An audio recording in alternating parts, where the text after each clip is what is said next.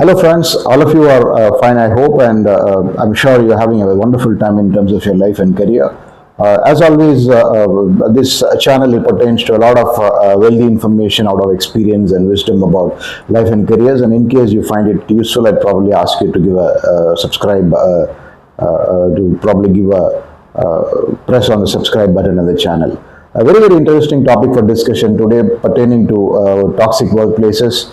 Toxic workplaces have been a big debating point in corporate India, probably for the past week or so, more than ever before, primarily because this young girl in Ernst and Young, who was a fresh chartered accountant who had just joined Ernst and Young and in about 4 months' time, there are reports that she had suddenly died primarily because her health got very spoiled because of work stress. Consequently, a huge can of worms is opened as far as this particular employer is concerned.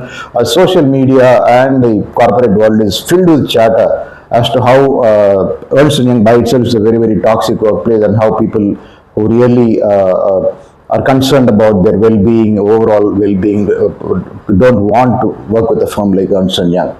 Ernst and Young in India is more of a chartered accountancy firm using the global brand name, but it is run by Rajiv Memani. That is besides the point, but otherwise, there are a lot of reports in the social media.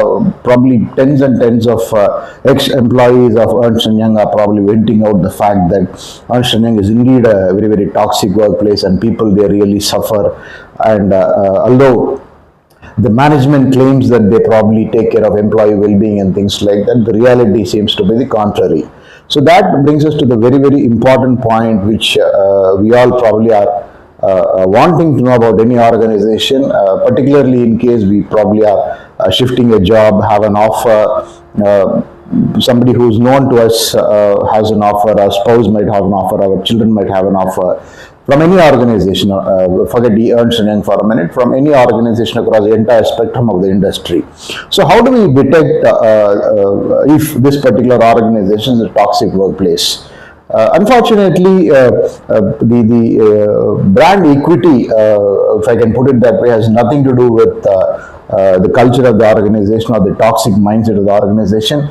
And a toxic workplace itself essentially is a fallout of a preponderance of toxic managers, I would put it that way.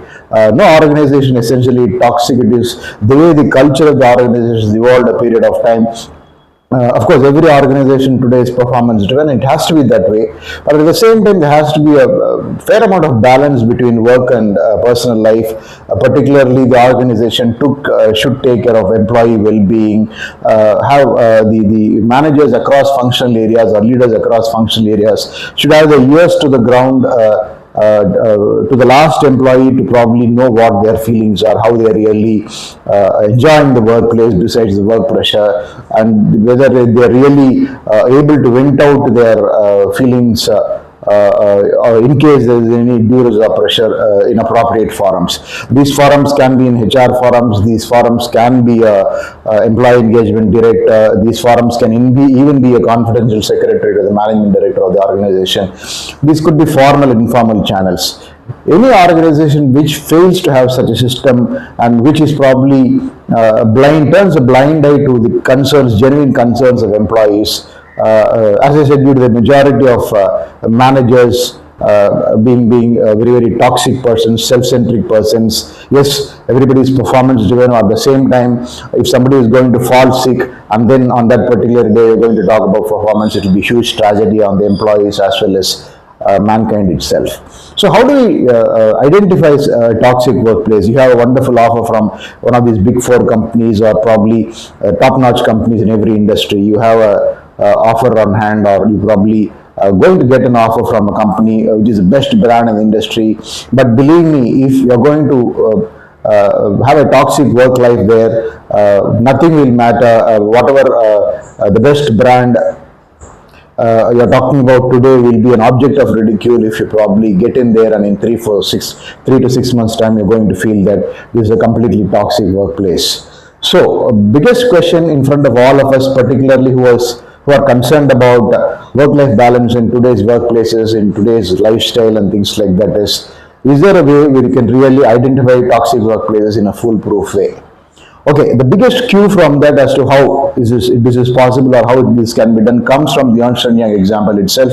How immediately after this young girl's death, alumni or people who have left Ernst and Young and probably have joined other organizations across the globe, look at so many people venting about the organization, so many people really saying that the girl who passed away would have told the truth, and probably there's no doubt about the fact that Ernst and Young India is an extremely toxic workplace. It is a place with bad leaders who don't lead by example but only are self-centric. Not only it is not, so it clearly looks like it is not an isolated case. That is the organizational culture of Ernst and Young in India. Unless otherwise we believe, or we are inclined to believe that most of these people are probably staying alive, which is not possible. Nobody wastes their time and puts posts on social media on places like Twitter or Facebook, on LinkedIn, venting out their personal feelings and the fact that they probably went through a very, very bad patch when they work with this kind of an organization. So today all of us are on social media, probably all of us know people who are very, very active on social media. So the biggest hint as to or lead as to where you can find if the organization is toxic is to probably request information and confidentiality on social media. For sure you will get a fair response. I've tried it myself a number of times.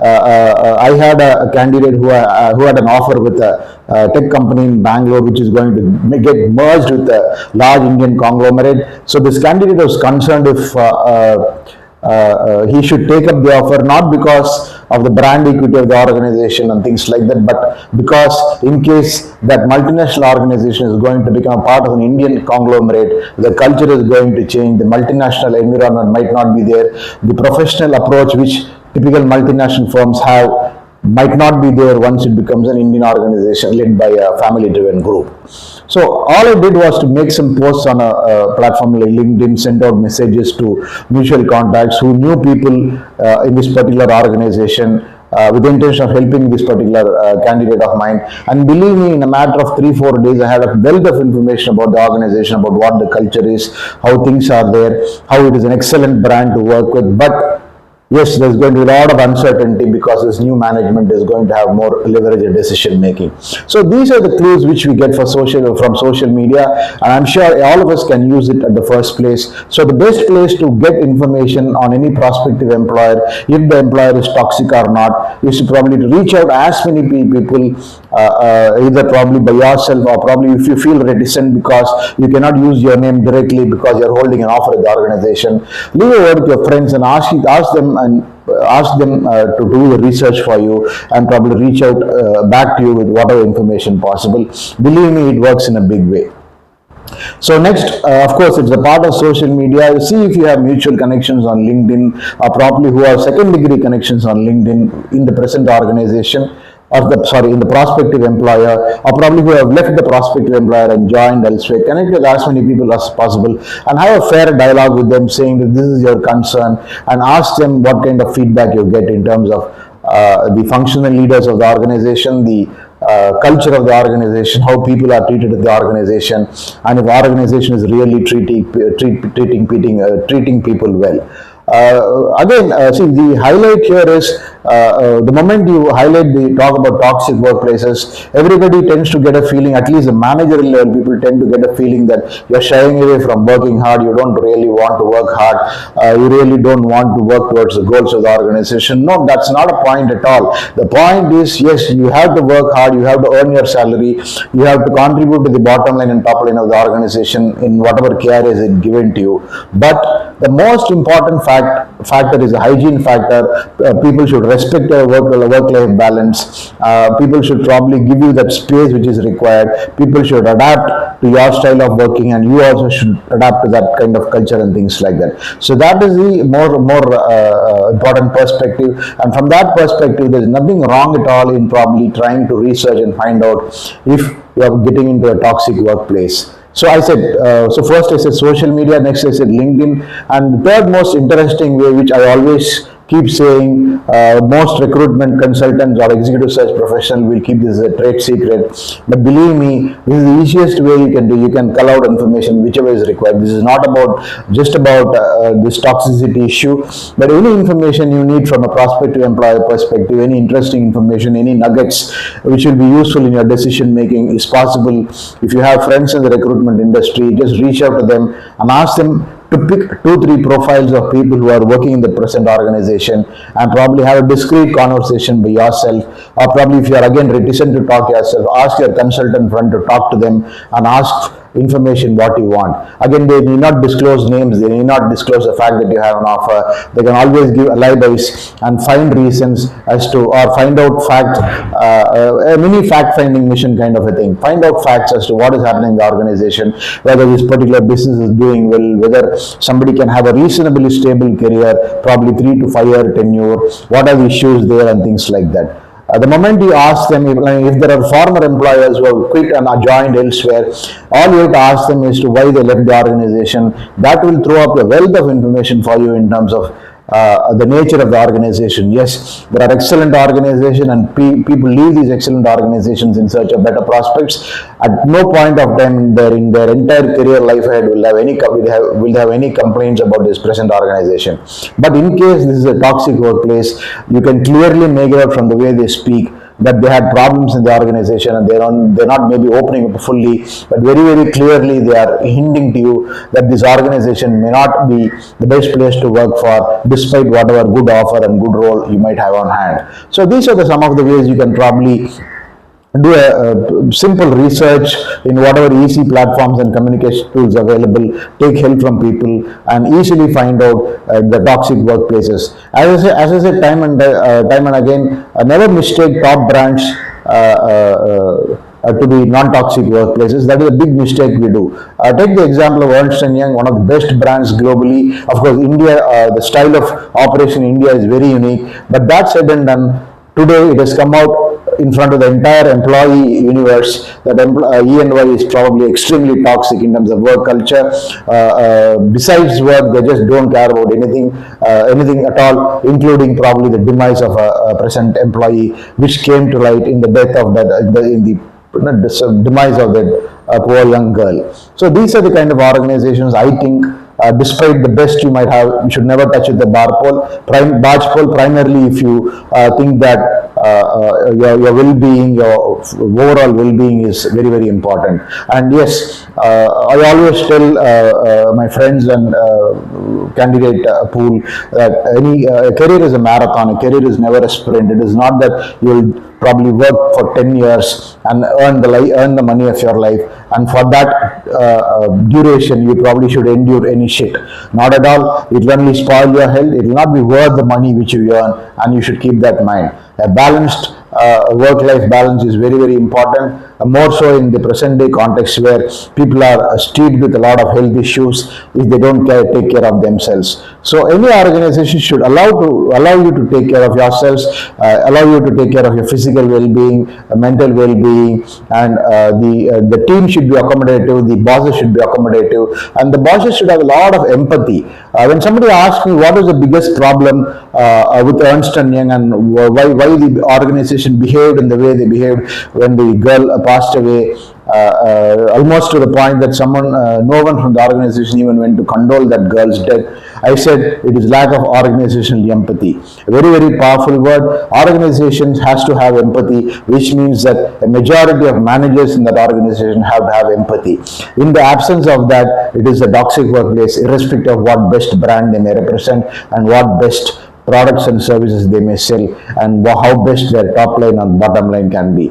All that doesn't matter, because as long as you're concerned and as far as you're concerned, you're the only person for your family, you're the singular resource for your entire family, and your entire family and your immediate circle look up to you as a towering light for the rest of their lives. So it is a matter of not your life, it is a matter of probably a handful of lives who are dependent on you. Whereas as far as the organization is concerned, you probably are just another statistics in their head count. It might be very, very tough to believe, but believe me, there are a bunch of organizations who don't look at their employees as nothing more than a statistic. Never get into any engagement with such organizations at any point in your career. It is in your own well-being. I'm sure the information shared in this video has been very, very helpful.